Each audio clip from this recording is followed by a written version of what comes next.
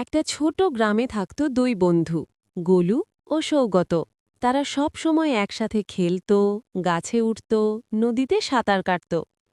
একদিন হঠাৎ গ্রামে ঘন কালো ধোঁয়া ছেয়ে গেল, ফসল শুকিয়ে যেতে লাগল। সবাই ভয়ে হতবাক। সেই সময় এক বৃদ্ধ জাদুকর কাকু এলেন।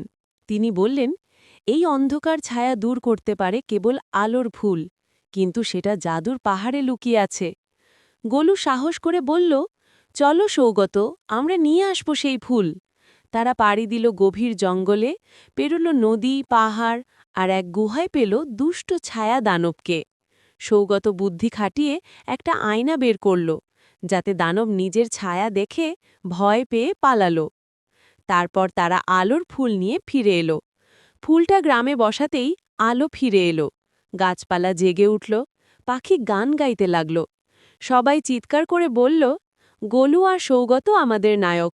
শেষে দুই বন্ধু একে অপরের দিকে তাকিয়ে হাসল, সূর্য উঠল, আর আকাশে দেখা গেল রংধনু।